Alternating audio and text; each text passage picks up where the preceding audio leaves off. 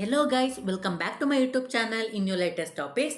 ನಾನು ಈ ದಿನ ಬಿ ಕಾಮ್ನ 5th ಸೆಮಿಸ್ಟರ್ನ ವಿದ್ಯಾರ್ಥಿಗಳಿಗೆ ತುಂಬ ಯೂಸ್ಫುಲ್ ಆಗಿರೋ ವಿಡಿಯೋ ಜೊತೆ ಬಂದೀನಿ.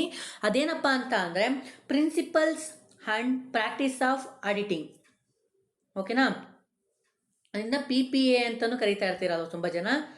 ಐನೋ ನೋಡಿ, ಇದು ಮೊದಲಾಗಿ ಪ್ರಿನ್ಸಿಪಲ್ಸ್ ಆ್ಯಂಡ್ ಪ್ರಾಕ್ಟೀಸ್ ಆಫ್ ಆಡಿಟಿಂಗ್ನ ಇದು ನಿಮ್ಮ ಸೀನಿಯರ್ಗಳು ಬರೆದಿರುವಂತಹ ಪೇಪರು. ಅಂದರೆ ಇದು previous year question paper, March 2024 ಬರೆದಿರುವಂಥದ್ದು. ಇದು ತುಮಕೂರು ಯೂನಿವರ್ಸಿಟಿಗೆ ಸಂಬಂಧಪಟ್ಟಂಥ ಎಲ್ಲ ಕಾಲೇಜ್ಗೂ ಸಹ ಇದು ಅಪ್ಲಿಕಬಲ್ ಆಗುತ್ತೆ. ಮತ್ತು ಯಾರೆಲ್ಲ ಬೇರೆ ಬೇರೆ ಯೂನಿವರ್ಸಿಟಿಯಿಂದ ಈ ಪೇಪರ್ನ ವಾಚ್ ಮಾಡ್ತಾ ಇದ್ದೀರಾ ಅವರಿಗೂ ಸಹ ತುಂಬಾ ಇಂಪಾರ್ಟೆಂಟ್ ಅಂತಲೇ ಹೇಳ್ಬೋದು. ನನಗೆ ತುಂಬ ಜನ ಸ್ಟೂಡೆಂಟ್ಗಳು NEP PPA ಅಂದರೆ ಪ್ರಿನ್ಸಿಪಲ್ಸ್ ಆ್ಯಂಡ್ ಪ್ರಾಕ್ಟೀಸ್ ಆಫ್ ಆಡಿಟಿಂಗನ್ನು ಯಾವ ಥರ ಇಂಪಾರ್ಟೆಂಟ್ನ ಕೇಳ್ತಾರೆ, ಯಾವ ಥರ ಕೇಳ್ಬೋದು, ಏನೆಲ್ಲ ಇಂಪಾರ್ಟೆಂಟ್ ಬರುತ್ತೆ ಅನ್ನೋದನ್ನು ಈ ವಿಡಿಯೋದಲ್ಲಿ ಸಂಪೂರ್ಣವಾಗಿ ತಿಳಿಸ್ಕೊಡ್ತೀನಿ. ಸೊ ಬನ್ನಿ ಗೈಸ್, ಈ ವಿಡಿಯೋ ಶುರು ಮಾಡೋಣ. ನೋಡಿ ಗೈಸ್, ಈ ವಿಡಿಯೋ ಶುರು ಮಾಡೋಕ್ಕಿಂತ ಮುಂಚೆ ನಮ್ಮ ಚಾನಲ್ನ ಸಬ್ಸ್ಕ್ರೈಬ್ ಮಾಡ್ಕೊಂಡಿಲ್ಲ ಅಂತ ಅಂದರೆ ತಪ್ಪದೇ ಸಬ್ಸ್ಕ್ರೈಬ್ ಮಾಡಿಕೊಂಡು ಈ ವಿಡಿಯೋಗೊಂದು ಲೈಕ್ ಕೊಡಿ ಮತ್ತು ನಿಮ್ಮ ಫ್ರೆಂಡ್ಗಳಿಗೂ ಆದಷ್ಟು ಶೇರ್ ಮಾಡಿ ಅಂತ ಹೇಳ್ತಾ thank you guys, bye, see you ಅಂತ ಹೇಳುವುದಕ್ಕಿಂತ ಮುಂಚೆ ಬನ್ನಿ ಗೈಸ್, ಈ ವಿಡಿಯೋ ಪೇಪರ್ನ ಸ್ಟಾರ್ಟ್ ಮಾಡುವ. ನೋಡಿ ಗೈಸ್, ಮೊದಲನೇದಾಗಿ ಇಂಟ್ರೊಡಕ್ಷನ್ಸ್ ಟು ಕ್ಯಾಂಡಿಡೇಟ್. ಅಂದರೆ ಇದು ಅಂದರೆ ಕಂಪ್ಲೀಟ್ ಆಗಿ ಕನ್ನಡದಲ್ಲೇ ಬರಿಬೋದು ಆರ್ ಇಂಗ್ಲೀಷಲ್ಲೇ ಬರಿಬೋದು, ಬಟ್ ಕಂಪ್ಲೀಟಾಗಿ ಬರಿಬೇಕಾಗಿರುತ್ತೆ. ಸೊ ಮೊದಲನೇದಾಗಿ ನಿಮ್ಗೆ ಗೊತ್ತಿರುತ್ತೆ ಏನಪ್ಪ ಅಂತ ಅಂದರೆ, ಸೊ ಮೊದಲನೇದಾಗಿ MCQ ಕ್ವಶನ್ಸ್ ಇರುತ್ತೆ. ಅವು 6 ಸಹ ಅಟೆಂಡ್ ಮಾಡಬೇಕು. 2 ಮಾರ್ಕ್ಸು, 4 ಮಾರ್ಕ್ಸು, 12 ಮಾರ್ಕ್ಸು, 5 ಕ್ವಶನ್ನ ಕೊಟ್ಟಿರ್ತಾರೆ. ಅದ್ರಲ್ಲಿ 3 ಕ್ವಶನ್ನ ಕಂಪಲ್ಸರಿ ಅಟೆಂಡ್ ಮಾಡಬೇಕು. ಸೊ ನನ್ನ ಆಪ್ಷನ್ ಏನು ಅಂತ ಅಂದರೆ, ನೀವು ಪೇಪರ್ಗಳನ್ನ ನೋಡ್ಕೊಳ್ಳೋ ಬದಲು, ಇಂಪಾರ್ಟೆಂಟ್ ಕ್ವಶನ್ನ ನೋಟ್ ಮಾಡ್ಕೊಳ್ಳೋ ಬದಲು ಕಂಪ್ಲೀಟ್ 3 ಚಾಪ್ಟರ್ನ ಓದ್ಬಿಡಿ. ನಿಮಗೆ 50 ಮೇಲೆ ಸ್ಕೋರ್ ಆಗುತ್ತೆ. ಓಕೆನಾ? ಇಷ್ಟು ನಾನು ಹೇಳ್ಬೋದು. ಓಕೆನಾ? ಬನ್ನಿ ಗೈಸ್, ಈ ವಿಡಿಯೋನ ಸ್ಟಾರ್ಟ್ ಮಾಡ್ತಾ ಇದು ಪೇಪರ್ನ ಬಗ್ಗೆ ತಿಳಿಸ್ಕೊಡ್ತೀನಿ. ನೋಡಿ ಗೈಸ್, ಮೊದಲನೇದಾಗಿ ಫಸ್ಟ್ನೇ MCQ question, which of the following are types of audits? ಅಂದರೆ ಕೆಳಗಿನಲ್ಲಿ ಯಾವುದು ಲೆಕ್ಕ ಪರಿಶೋಧನೆ ವಿಧಗಳಾಗಿವೆ? ನೋಡಿ, ಪಾರ್ಷಿಯಲ್ ಆಡಿಟು, ಪರ್ಫಾರ್ಮೆನ್ಸ್ ಆಡಿಟು, ಮೂರನೇದು both first and second and none of the above ಅಂತ ಹೇಳಿದ್ದಾನೆ. ಸೊ ಇದಕ್ಕೆ ಆನ್ಸರ್ ಅಂತ ನೋಡೋದಾದರೆ, ಸೊ ಬೋತ್ 1 and 2 ಅಂದರೆ ಪಾರ್ಷಿಯಲ್ ಆಡಿಟು ಅಂತಲೂ ಕರಿತೀವಿ, ಪರ್ಫಾರ್ಮೆನ್ಸ್ ಆಡಿಟ್ ಅಂತಲೂ ಕರಿತೀವಿ. ಇದು ನಮಗೆ ಇಂಪಾರ್ಟೆಂಟ್ ಆಗಿರುತ್ತೆ. ಇನ್ನು ನೆಕ್ಸ್ಟ್ ಕ್ವಶನ್ ನೋಡೋದಾದರೆ, which of the following is not key principles of audit? ಅಂದರೆ ಕೆಳಗಿನಲ್ಲಿ ಯಾವುದು ಲೆಕ್ಕ ಪರಿಶೋಧನಾ ಶಾಸ್ತ್ರದ ಮುಖ್ಯತ್ವವಾಗಿರುವುದಿಲ್ಲ? ಸೊ ನೋಡಿ ಗೈಸ್, ಮೊದಲನೇದಾಗಿ ಆಪ್ಷನ್ನ ಕೊಟ್ಟಿದ್ದಾನೆ. So independence, so integrity, so profit maximisation, objectivity. So ಇದಕ್ಕೆ ಆನ್ಸರ್ ಅಂತ ನೋಡೋದಾದರೆ ಪ್ರಾಫಿಟ್ ಮ್ಯಾಕ್ಸಿಮೈಸೇಷನ್ ಇದಕ್ಕೆ ಆನ್ಸರ್ ಆಗಿರುತ್ತೆ. ಇನ್ನು ನೆಕ್ಸ್ಟ್ ಕ್ವಶನ್ ನೋಡೋದಾದರೆ ಏನಪ್ಪ ಅಂತ ಅಂದರೆ, so which of the following factor does not contribute to audit risk? ಅಂದರೆ ಕೆಳಗಿನವುಗಳಲ್ಲಿ ಯಾವ ಅಂಶವು ಲೆಕ್ಕ ಪರಿಶೋಧನಾ ಜವಾಬ್ದಾರಿಗೆ ಸಹಾಯ ನೀಡುವುದಿಲ್ಲ?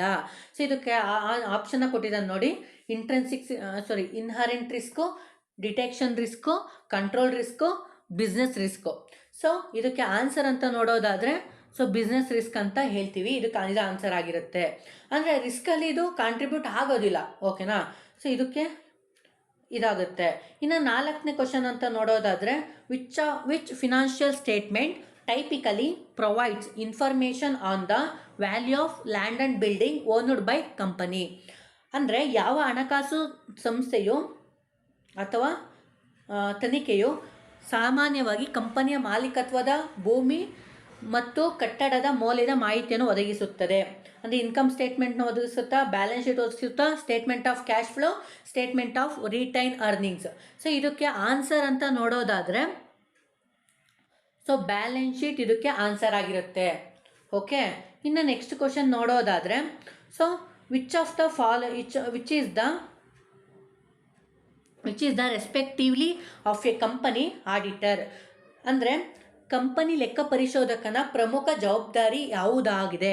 ಅಂದರೆ ನೋಡಿ, ಪ್ರಿಪೇರಿಂಗ್ ಫಿನಾನ್ಷಿಯಲ್ ಸ್ಟೇಟ್ಮೆಂಟ್, ಬರೀ ಪ್ರಿಪೇರಿಂಗ್ ಫಿನಾನ್ಷಿಯಲ್ ಸ್ಟೇಟ್ಮೆಂಟಾ, evaluating the expressing an opinion on the company financial ಸ್ಟೇಟ್ಮೆಂಟಾ, ಎನ್ಶೂರಿಂಗ್ ದ ಟ್ಯಾಕ್ಸ್ ಕಂಪ್ಲೈನ್ಸಾ, ನೆಕ್ಸ್ಟ್ ಮ್ಯಾನೇಜಿಂಗ್ ದ ಕಂಪನಿ ಆಪರೇಷನ್ಸಾ? ಸೊ ಇದಕ್ಕೆ ಆನ್ಸರ್ ನೋಡೋದಾದರೆ ಸೆಕೆಂಡ್ನೇದು option evaluating and expressing an opinion on the company financial statement. Company ಆಡಿಟರ್ನ ಅವನ ಅಂದರೆ ವೆರಿಫಿಕೇಷನ್ ಆಫ್ ಬುಕ್ ಆಫ್ ಅಕೌಂಟ್ಸ್ನ ಜೊತೆಗೆ ಸೊ ಅವನು ಅಂದರೆ ಕಂಪ್ನಿ ಬಗ್ಗೆ ಒಪಿನಿಯನ್ಗಳನ್ನ ತಿಳಿಸ್ಕೊಡ್ಬೇಕಾಗುತ್ತೆ ಅವರ ಡೈರೆಕ್ಟರ್ಗಳಿಗೆ. ಸೊ ಕಂಪ್ನಿ ಇಂಥ ಹಂತದಲ್ಲಿದೆ, ಏನೆಲ್ಲ ಮಾಡಬೇಕು, ಯಾವ ಥರ ಇಂಪ್ಲಿಮೆಂಟ್ ಮಾಡಬೇಕು ಅನ್ನೋದನ್ನ ಇಲ್ಲಿ ತಿಳಿಸ್ಕೊಡ್ಬೇಕು. ಓಕೆನಾ. ಇನ್ನು ನೆಕ್ಸ್ಟ್ ಕ್ವಶನ್ ನೋಡಿ, which types audit report is issued when the auditor believes the financial statement are presented fairly without any significant issues. So ಅಂದರೆ ಅಂದರೆ ಹಣಕಾಸಿನ ತನಿಖೆಗಳು ಯಾವುದೇ ಮಹತ್ವದ ಸಮಸ್ಯೆಗಳಿಲ್ಲದೆ ನ್ಯಾಯಯುತವಾಗಿ ಪ್ರಸ್ತುತಪಡಿಸಲಾಗಿದೆ ಎಂದು ಲೆಕ್ಕ ಪರಿಶೋಧಕರು ನಂಬಿದಾಗ ಯಾವ ರೀತಿಯ ಲೆಕ್ಕ ಪರಿಶೋಧನಾ ವರದಿ ನೀಡಲಾಗುತ್ತದೆ ಅಂತ ಹೇಳ್ತಿದ್ದಾನೆ. ಸೊ ಅದಕ್ಕೆ ಏನೋ ಆಪ್ಷನ್ನ ಕೊಟ್ಟಿದ್ದಾನೆ ನೋಡಿ, ಅಡ್ವಾನ್ಸ್ ರಿಪೋರ್ಟಾ, ಸೊ ನೆಕ್ಸ್ಟು ಕ್ಲೀನ್ ಅಥವಾ ಅನ್ಕ್ವಾಲಿಫೈಡ್ ರಿಪೋರ್ಟಾ, ಸೊ ನೆಕ್ಸ್ಟು ಸೊ ಏನೋ ಕ್ವಾಲಿಫೈಡ್ ರಿಪೋರ್ಟಾ, ಡಿಸ್ಕ್ಲೈಮರ್ ರಿಪೋರ್ಟಾ. ಸೊ ಇದಕ್ಕೆ ಆನ್ಸರ್ ನೋಡೋದಾದರೆ ಯಾವುದೆಲ್ಲ ಇಶ್ಯೂ ಅಂದರೆ ಸಿಗ್ನಿಫಿಕೆಂಟ್ ಇಶ್ಯೂ ವಿತೌಟ್ ಇಶ್ಯೂ ಆಗುತ್ತೆ ಅಂದರೆ ಕ್ಲೀನ್ ಅನ್ಕ್ವಾಲಿಫೈಡ್ ರಿಪೋರ್ಟ್ ಅಂದರೆ ಕ್ಲೀನ್ ರಿಪೋರ್ಟು ಅಥವಾ ಅನ್ಕ್ವಾಲಿಫೈಡ್ ರಿಪೋರ್ಟ್ ಅಂತ ಏನು ಕರಿತೀವಲ್ವಾ, ಇದಕ್ಕೆ ಇದು ಆನ್ಸರ್ ಆಗಿರುತ್ತೆ. ಸೊ ಇದು ನಮಗೆ MCQ ಕ್ವಶನ್ಸ್ ಆಯಿತು. ಇನ್ನು 2 ಮಾರ್ಕ್ಸಿಗೆ ಯಾವ ಥರ ಎಲ್ಲ ಕ್ವಶನ್ಸ್ ಬರ್ತವೆ ಅಂತ ನೋಡೋದಾದರೆ, ಸೊ ಮತ್ತೆ ಗೈಸ್ ಇನ್ನೊಂದು ತಿಳಿಸ್ಬೇಕಾಗಿತ್ತು. ಇನ್ನು ಗೈಸ್ ಇನ್ನೊಂದು ಅಂದರೆ ನಾಳೆ ಒಂದು ವಿಡಿಯೋ ಅಪ್ಲೋಡ್ ಮಾಡ್ತೀನಿ. ಅಂದರೆ ಇದಕ್ಕೆ ಸಂಬಂಧಪಟ್ಟಂತೆ ಆಡಿಟಿಂಗ್ಗೆ ಸಂಬಂಧಪಟ್ಟಂತೆ 2025 ಈಗ ಎಕ್ಸಾಮ್ ಬರೆದಿರಲ್ವ ಸೊ ಬೆಂಗಳೂರು ಯೂನಿವರ್ಸಿಟಿಯವರು ಎಕ್ಸಾಮ್ನ ಬರೆದಿದ್ದಾರೆ. ಸೊ ಅದನ್ನು ನಾಳೆ ನಿಮಗೆ ವಿಡಿಯೋ ಮಾಡಿ ತಿಳಿಸ್ತೀನಿ. ಅಂದರೆ ಬೇಕು ಅನ್ನೋರು ಈ ವಿಡಿಯೋದಲ್ಲಿ ಒಂದ್ಸರಿ ಕಮೆಂಟ್ನ ಮಾಡಿ, ಓಕೆನಾ. ನಿಮಗೆ ಬೇಕು ಅಂದರೆ ನಾನು ಅಪ್ಲೋಡ್ ಮಾಡ್ತೀನಿ. ಅಂದರೆ ತುಂಬ ಜನ ಬೇಕು ಅಂತ ಕಮೆಂಟ್ ಮಾಡಿದ್ರೆ ನಾನು ಅಪ್ಲೋಡ್ ಮಾಡ್ತೀನಿ, ಇಲ್ಲ ಅಂದರೆ ನೆಸೆಸಿಟಿ ಇಲ್ಲ ನಾನು ಓದ್ಕೋತೀನಿ ಅಂದರೆ ಸೊ ನನಗೂ ಸಹ ಟೈಮ್ ಸೇವ್ ಆಗುತ್ತೆ ಅಂತ ಹೇಳ್ತಾ, ಬೇಕು ಅಂದರೆ ಕಮೆಂಟ್ನ ಮಾಡಿ. ಸೊ ಬನ್ನಿ ಗೈಸ್ ಮೊದಲಿಗೆ 2 ಮಾರ್ಕ್ಸಿಗೆ ನೋಡೋಣ. ಸೊ 2 ಮಾರ್ಕ್ಸಿಗೆ ಅಂತ ನೋಡೋದಾದರೆ, what is the statutory audit ಅಂದರೆ ಶಾಸನಬದ್ಧ ಲೆಕ್ಕ ಪರಿಶೋಧನೆ ಎಂದರೇನು ಅಂದರೆ ಸ್ಟ್ಯಾಚ್ಯುಟರಿ ಆಡಿಟ್ನ ಮೀನಿಂಗ್ನ ಇಲ್ಲಿ ನೀವು ಬರೀಬೇಕಾಗುತ್ತೆ. Next what is audit documentation ಅಂದರೆ ಲೆಕ್ಕ ಪರಿಶೋಧನಾ ದಸ್ತಾವೇಜು ಎಂದರೇನು ಅಂದರೆ ಆಡಿಟ್ ಡಾಕ್ಯುಮೆಂಟೇಷನ್ನ ಮೀನಿಂಗ್ನ ನೀವು ಇಲ್ಲಿ ಬರೀಬೇಕಾಗುತ್ತೆ. ಸೊ ಇನ್ನು next question,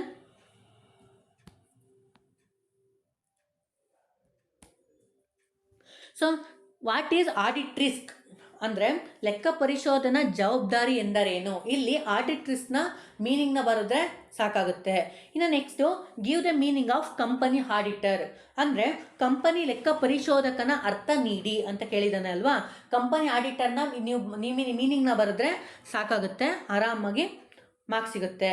next what is the unqualified audit report ಅಂದರೆ ಟಿಕಾತ್ಮಕ ರಹಿತ ಲೆಕ್ಕ ಪರಿಶೋಧನಾ ವರದಿ ಎಂದರೇನು. ಇಲ್ಲಿ ಅನ್ಕ್ವಾಲಿಫೈಡ್ ಆಡಿಟ್ ರಿಪೋರ್ಟ್ನ ಮೀನಿಂಗ್ನ ಬರೆದ್ರೆ ಸಾಕಾಗುತ್ತೆ. ಸೊ ಈ ರೀತಿ 2 ಮಾರ್ಕ್ಸಿಗಿತ್ತು. ಇನ್ನು 4 ಮಾರ್ಕ್ಸಿಗೆ ಯಾವ ಥರ ಕ್ವಶನ್ನ ಕೇಳಿರ್ತಾರೆ ಅಂತ ನೋಡೋದಾದರೆ ನೋಡಿ, ಆ ಸೆಕ್ಷನ್ ಬಿನಲ್ಲಿ ಫಸ್ಟ್ ಕ್ವಶನ್ನು 4 ಮಾರ್ಕ್ಸಿಗೆ briefly explain the demerits of auditing. So auditing ನೋಡಿ, ಆಡಿಟಿಂಗ್ನ ಮೀನಿಂಗ್ನ ಬರೀತೀರಾ. ಡಿಮೆರಿಟ್ ಅಂದರೆ ಅದರ ಡಿಸ್ಅಡ್ವಾಂಟೇಜಸ್ನ ಪಾಯಿಂಟ್ಸ್ನ ಬರೆದು ಎಕ್ಸ್ಪ್ಲೈನ್ ಮಾಡಿದ್ರೆ ನಿಮಗೆ ಮಾರ್ಕ್ಸ್ ಸಿಗುತ್ತೆ. ಅಂದರೆ ಲೆಕ್ಕ ಪರಿಶೋಧನಾ ಅನಾನುಕೂಲಗಳು ಅಂದರೆ ಡಿಸ್ಅಡ್ವಾಂಟೇಜಸ್ನ ನೀವು ಬರೀಬೇಕಾಗುತ್ತೆ. Next briefly explain the objectives of internal control ಅಂದರೆ ಆಂತರಿಕ ನಿಯಂತ್ರಣದ ಉದ್ದೇಶಗಳನ್ನು ಸಂಕ್ಷಿಪ್ತವಾಗಿ ವಿವರಿಸಿ. ಅಂದರೆ ಇಂಟರ್ನಲ್ ಕಂಟ್ರೋಲ್ನ ಮೀನಿಂಗ್ನ ಬರೆದು ಸೊ ಅದರ ಆಬ್ಜೆಕ್ಟಿವ್ಸ್ನ ಪಾಯಿಂಟ್ ಬರೆದು ಎಕ್ಸ್ಪ್ಲೇನ್ ಮಾಡಿದ್ರೆ ನಿಮಗೆ ಮಾರ್ಕ್ಸ್ ಸಿಗುತ್ತೆ. ಇನ್ನು ನೆಕ್ಸ್ಟ್ ಕ್ವಶನ್ನು 4 ಮಾರ್ಕ್ಸಿಗೆ ನೋಡೋದಾದರೆ, state the objectives of verifications of assets ಅಂದರೆ ಆಸ್ತಿ ಪ್ರಮಾಣೀಕರಿಸುವಿಕೆಯ ಉದ್ದೇಶಗಳನ್ನು ವಿವರಿಸಿ. ಅಂದರೆ ವೆರಿಫಿಕೇಷನ್ ಆಫ್ ಅಸೆಟ್ಸ್ ಮೀನಿಂಗ್ನ ಬರೆದು ಅದರ ಆಬ್ಜೆಕ್ಟಿವ್ಸ್ ಮಾತ್ರ ಬರೀ, ಅಂದರೆ ಜಸ್ಟ್ ಪಾಯಿಂಟ್ಸ್ನ ಬರೀ, ಒಂದು 5-6 ಪಾಯಿಂಟ್ಸ ಸಾಕಾಗುತ್ತೆ. ಬಟ್ ಇಲ್ಲಿ ಎಕ್ಸ್ಪ್ಲನೇಷನ್ ಏನು ಕೇಳಿಲ್ಲ, ಬಟ್ ಕೇಳಿದ್ದಾನೆ. ಬಟ್ ನೀವು ಬರೋದು ಸರಿ, ಬರಲಾನು ಸರಿ, ಸ್ಟೇಟ್ ದ ಆಬ್ಜೆಕ್ಟಿವ್ಸ್ ಅಂತ ಹೇಳಿದಾನಲ್ವಾ, ಪಾಯಿಂಟ್ಸ್ ಬರೋದು ಸಾಕಾಗುತ್ತೆ. ಇನ್ನು next explain the briefly the power of an auditor ಅಂದರೆ ಆಡಿಟರ್ನ ಮೀನಿಂಗ್ನ ಬರೆದು ಈಸ್ ಅ ಪರ್ಸನ್ ಅಲ್ವಾ, is a verifications of the book of accounts, ಓಕೆನಾ. ಇದನ್ನು ಮೀನಿಂಗ್ನ ಬರೆದು ಅದ್ರ ಪವರ್ನ ಅವನ್ನ ಪಾಯಿಂಟ್ಸ್ನ ಬರೆದು ಅದನ್ನ ಎಕ್ಸ್ಪ್ಲನೇಷನ್ನ ಮಾಡಿ. ಇನ್ನು ನೆಕ್ಸ್ಟ್ ಕ್ವಶನ್ನು 4 ಮಾರ್ಕ್ಸಿಗೆ briefly explain the elements of auditor report ಅಂದರೆ ಆಡಿಟ್ ರಿಪೋರ್ಟ್ ಅಂದರೆ ಲೆಕ್ಕ ಪರಿಶೋಧನಾ ವರದಿಯ ಮೂಲ ಅಂಶಗಳನ್ನು ಸಂಕ್ಷಿಪ್ತವಾಗಿ ವಿವರಿಸಿ. ಅಂದರೆ ಆಡಿಟ್ ರಿಪೋರ್ಟ್ ಮೀನಿಂಗ್ನ ಬರೀರಿ, ಎಲಿಮೆಂಟ್ಸ್ ಯಾವ್ಯಾವು ಅಂತ ಪಾಯಿಂಟ್ಸ್ನ ಬರೆದು ಎಕ್ಸ್ಪ್ಲೇನ್ ಮಾಡಿ, ಇಷ್ಟೇ. ಇನ್ನು 12 ಮಾರ್ಕ್ಸಿಗೆ ಯಾವ ಥರ ಕ್ವಶನ್ನ ಕೇಳಿರ್ತಾನೆ ಅಂತ ಅಂದರೆ ಇವು ಮೇ ಬಿ ಈ ಥರ ರಿಪೀಟ್ ಆಗ್ಬೋದು ಈ ಬಾರಿ, ನೋಡ್ಕೊಳ್ಳಿ ಒಂದು ಸಾರಿ.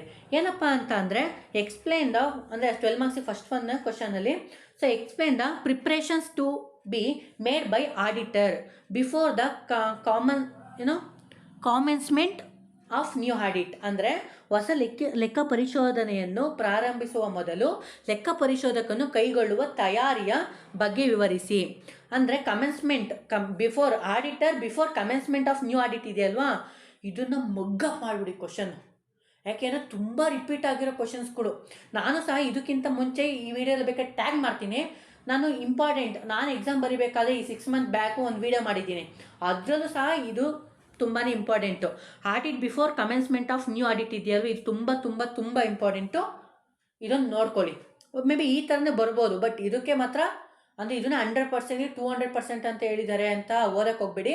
ಬಟ್ ಇದನ್ನು ಸಹ ಓದ್ಕೊಂಡಿರಿ. ಬಟ್ ಕೊನೆ ಬೈಕೊಂಬಾರ್ದು ಅಲ್ವಾ, ಇವನು ಹೇಳಿದ್ದ ಓದ್ಕೊಂಡೆ ಈ ಥರ ಆಯಿತು ಅಂತ. ಬಟ್ ನಾನು ಸಜೆಸ್ಟ್ ಮಾಡೋದು ಕಂಪ್ಲೀಟ್ 3 ಚಾಪ್ಟರ್ ಓದಿ ಫುಲ್ ಮಾರ್ಕ್ಸ್ ತಗೊಳ್ಳಿ, ಓಕೆನಾ. ಇನ್ನು ನೆಕ್ಸ್ಟು 12 ಮಾರ್ಕ್ಸಿಗೆ next question, explain the internal check as regard wage payment, cash sales, cash purchases. ಅಂದರೆ ಇಂಟರ್ನಲ್ ಚೆಕ್ ರಿಗಾರ್ಡ್ಸ್ ಅಂತ ಹೇಳ್ಬಿಟ್ಟು 12ರಿಂದ 14 ಅಂದರೆ 10ರಿಂದ 14 ಪಾಯಿಂಟ್ಸ್ ಸಿಗುತ್ತೆ. ಮೊದಲಿಗೆ ಇಂಟರ್ನಲ್ ಚೆಕ್ ಅಂದ್ರೇನು ಅನ್ನೋದನ್ನು ನೀವು ಅಂದರೆ ಮೀನಿಂಗ್ನ ಬರೆದ್ಬಿಟ್ಟು, ಸೊ ವೇಜಸ್ ಪೇಮೆಂಟು ಇವೆಲ್ಲ ಹೊತ್ಗೂ ಪಾಯಿಂಟ್ಸ್ನ ಬರೆದು ಆಮೇಲೆ ಎಕ್ಸ್ಪ್ಲೇನ್ ಮಾಡಿ ನಿಮಗೆ ಕಂಪ್ಲೀಟ್ ಮಾರ್ಕ್ಸ್ ಸಿಗುತ್ತೆ.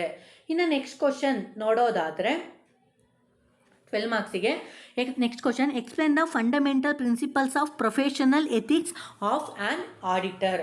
ಲೆಕ್ಕ ಪರಿಶೋಧಕನ ವೃತ್ತಿ ನೈತಿಕತೆಯ ಮೂಲಭೂತ ತತ್ವಗಳನ್ನು ವಿವರಿಸಿ.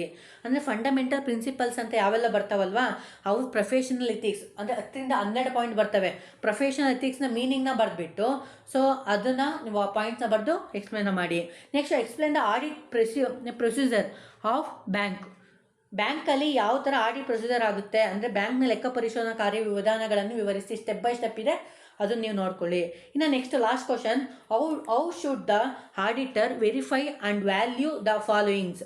ಲ್ಯಾಂಡ್ ಆ್ಯಂಡ್ ಬಿಲ್ಡಿಂಗಲ್ಲಿ ಯಾವ ಥರ ಆಡಿಟ್ ಮಾಡ್ತೀವಿ, ಗುಡ್ ವಿಲ್ಲು, ಕ್ರೆಡಿಟರು, ಇವೆಲ್ಲ ಸಹ ಮೋಸ್ಟ್ ಇಂಪಾರ್ಟೆಂಟ್ ಆಗಿರುತ್ತೆ. ಈ ಥರ ನಿಮಗೆ 7ರಿಂದ 8 ಟಾಪಿಕ್ ಇದೆ ಒಂದು ಚಾಪ್ಟರಲ್ಲಿ. ಆ 8 ಚಾಪ್ಟರ್ಗೂ ಸರಿ ಒಂದು ಪಾಯಿಂಟ್ಸ್ನ ರೆಡಿ ಮಾಡ್ಕೊಳ್ಳಿ, ಮೀನಿಂಗ್ನ ಓದ್ಕೊಳ್ಳಿ. ಸೊ ನಿಮಗೆ ಇಲ್ಲೇನೋ ಸ್ಕೋರ್ ಆಗುತ್ತೆ. ಇನ್ನು ಇಷ್ಟು ಅಂದರೆ ತುಮಕೂರು ವಿವಿಗೆ ಸಂಬಂಧಪಟ್ಟಂತೆ, ಅಂದರೆ ತುಮಕೂರು ವಿಶ್ವವಿದ್ಯಾಲಯಕ್ಕೆ ಸಂಬಂಧಪಟ್ಟಂತೆ ತುಂಬ ಜನ ಸ್ಟೂಡೆಂಟು ಕೇಳ್ತಾ ಇದ್ರಿ ಯಾವೆಲ್ಲ ಇಂಪಾರ್ಟೆಂಟ್ ಬರುತ್ತೆ ಅಂತ ಕೇಳ್ತಾ ಇದ್ದೀರಲ್ವಾ. ಸೊ ನಾನು ಈ ದಿನ ಏನೆಲ್ಲ ಹೇಳಿದ್ದೀನಲ್ವಾ, ಸೊ ಇವು ಎಲ್ಲ ಮೇ ಬಿ ಇವು ಇಂಪಾರ್ಟೆಂಟು. ಈ ಥರ ಕ್ವಶನ್ಸ್ಗಳು ರೈಸ್ ಆಗುತ್ತೆ, ಓಕೆನಾ. ಇವನು ಸಹ ನೀವು ನೋಡ್ಕೊಬೋದು. ಮತ್ತು ಅದೇ ರೀತಿ ನಾನು ಸಾರಿ ಅಂದರೆ ಈ 6 ಮಂತ್ ಬ್ಯಾಕು ಒಂದು ವಿಡಿಯೋ ಅಪ್ಲೋಡ್ ಮಾಡಿದ್ದೀನಿ, ಆಡಿಟಿಗೆ ಸಂಬಂಧಪಟ್ಟಂತೆ ಒಂದು ಇಂಪಾರ್ಟೆಂಟ್ ನೋಟ್ಸ್ನೇ ಹಾಕಿದ್ದೀನಿ, ಅಲ್ಲೂ ಸಹ ನೀವು ನೋಡ್ಕೊಬೋದು. ಸೊ ಅಷ್ಟು ನೋಡಿಕೊಂಡ್ರೆ ನಿಮಗೆ ಆರಾಮಾಗಿ ಪಾಸ್ ಆಗೋಕ್ಕೇನು ಡೌಟ್ ಆಗೋದಿಲ್ಲ. ಬಟ್ ನೀವು ಸ್ಕೋರ್ ಮಾಡೋದಕ್ಕೆ ಕಂಪ್ಲೀಟ್ ಓದಲೇಬೇಕು ಅಂತ ಹೇಳ್ತಾ, ಸೊ ನೋಡಿ ಗೈಸ್, ಈ ದಿನದ ವಿಡಿಯೋ ಇದಾಗಿರುತ್ತೆ. ಇದು ತುಮಕೂರು ಯೂನಿವರ್ಸಿಟಿಗೆ ಸಂಬಂಧಪಟ್ಟಂತೆ